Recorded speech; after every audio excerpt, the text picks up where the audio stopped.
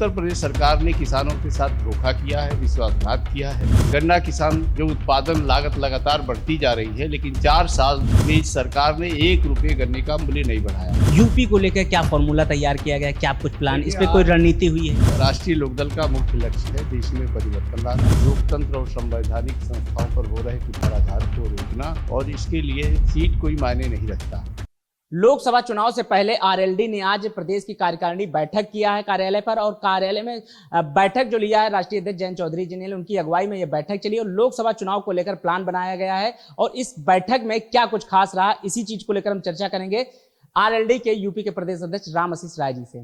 राम आशीष राय जी, आज बैठक हुई है, किन चीजों को लेकर आज चर्चा हुई है, क्योंकि राष्ट्रीय अध्यक्ष जी भी शामिल हुए थे इसमें?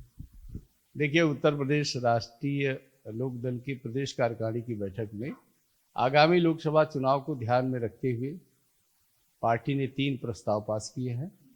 राजनीतिक, आर्थिक और कृषि पर आधारित 3 प्रस्ताव पास हुआ है।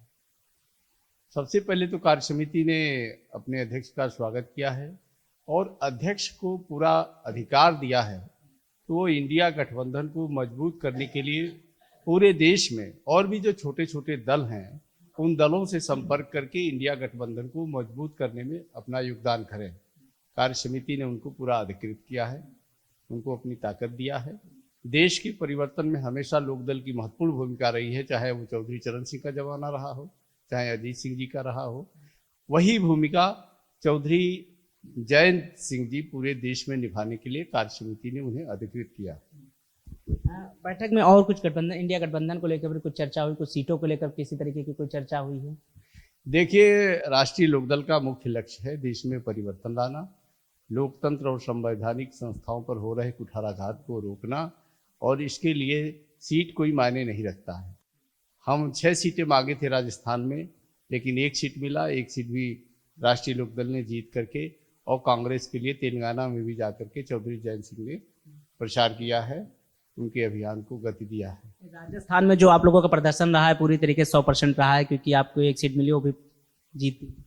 हम देखिए, हम राष्ट्रीय लोकदल नहीं चाहता है कि छोटी छोटी मुद्दों को लेकर के बड़ा लक्ष्य को ओझल किया जाए या कमजोर किया जाए।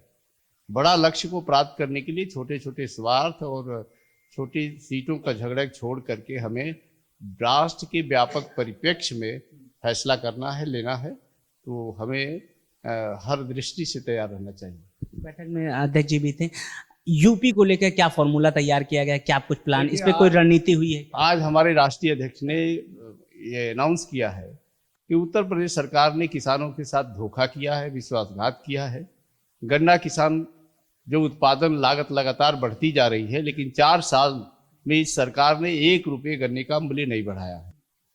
और वो अल्टीमेटम दे के गए हैं कि अगर 23 दिसंबर तक हमारे किसान मसीहा चौधरी चरण सिंह की जयंती है, उस दिन तक अगर गन्ना मूल्य नहीं बढ़ाया गया तो राष्ट्रीय लोकदल के समस्त कार्यकर्ता और उसके समर्थक किसान ये लखनऊ राजधानी में घेरा डालो डेरा डालो का कार्यक्रम 26 दिसंबर को करेंगे। ये हमारे राष्ट्रीय अध्यक्ष की घोषणा है। एक आखिरी सवाल और मेरा रहेगा, आप अभी जो 69,000 शिक्षक भर्ती जो प्रदर्शन कर रहे हैं, आप लोग वहां भी गए थे, जयंत चौधरी जी वहां भी गए थे, उसको लेकर क्या रणनीति आप लोगों की, उनको उनकी आवाज को उठाने के लिए क्या करेंगे आगे? देखिए, आज हमारे राष्ट्रीय अध्यक्ष जी लगभग 2 साल से लगातार धरना दे रहे 69,000 शिक्षकों के बीच में गए, उनके प्रतिनिधि जो धरना दे रहे हैं, और वो वहाँ महिलाओं से और शिक्षकों से मिलकर बड़े द्रवित हुए, बड़े भावुक हुए। उन्होंने कहा कि ये कैसी सरकार है जो